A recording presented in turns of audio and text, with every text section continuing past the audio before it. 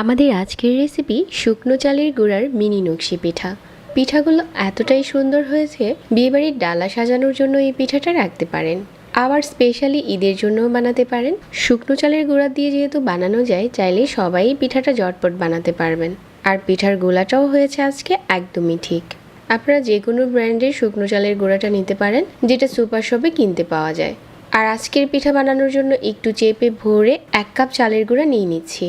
তারপর এখানে স্বাদ মতো লবণ দিয়ে দিচ্ছি। নকশি পিঠাটা যেহেতু গুড়ের শিরায় দিয়ে খাওয়া হয়, এই জন্য লবণটা একটু কমই দিতে হবে। 1 কাপ চালের গুঁড়ার জন্য আমি এখানে 1.5 কাপ পানি নিয়েছি। পানিটা যখন ফুটে গেছে, এই চালের গুঁড়াটা দিয়ে ঢাকনা দিয়ে ঢেকে দিয়েছি 2 মিনিটের জন্য। 2 মিনিট পর ঢাকনাটাকে খুলে ভালো করে নেড়ে মিশিয়ে নিচ্ছি। পানিটা অবশ্যই কাপ দিয়ে মেপে নেবেন, তাহলে গোলাটা ঠিক থাকবে।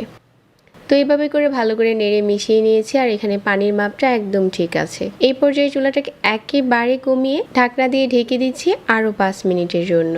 নকশি পিঠার গোলাটা একটু সিদ্ধ করে তারপর পিঠাটা বানাতে হয়, তো এখানে গোলাটা পুরোপুরি সিদ্ধ হয়ে গেছে। এখন এই গোলাটা ভালো করে ঠান্ডা করে তারপর হাত দিয়ে মতে নিচ্ছি। যতটা সম্ভব ভালো করে মতে হবে, তাহলে পিঠাটা বানাতে অনেক সহজ হয়ে যাবে। তারপর হাতে ছোট্ট একটা ডো নিয়ে বোর্ডে নিয়ে ভালো করে মতে নিচ্ছি। মতে নেওয়ার পর একটা ছোট সাইজের রুটি তৈরি করে নিচ্ছি। এই রুটিটা কিন্তু একটু মোটাই হবে, পাতলা রুটি হবে না।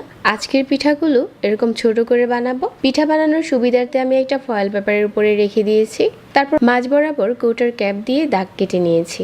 আর আজকের সবগুলো পিঠা আমি একই সাইজে বানিয়ে নেব। এই ডিজাইনটা একদমই সহজ, আবার দেখতেও সুন্দর হয়। এখন সাইড থেকে কেটে নিচ্ছি। কারোর হাতের কাছে যদি কাটা না থাকে, এই পিঠা ডিজাইন করতে গিয়ে আপনারা টুটকিও নিতে পারেন। এখন সবগুলো পিঠা একইভাবে বানানো হয়ে গেছে। চুলা একটা প্যানে আমি পরিমাণ মতো তেল গরম করে নিয়েছি, আর এই গরম তেলের উপরে সবগুলো পিঠা আমি দিয়ে দিচ্ছি। আর 1 কাপ চালের গুঁড়া দিয়ে কিন্তু আপনার এখানে অনেকগুলো পিঠা বানানো হয়ে যাবে। তারপর এই পিঠাগুলো মাঝারি আঁচে কিছুটা লাল করে ভেজে নিচ্ছি, তবে একদম লাল করা যাবে না।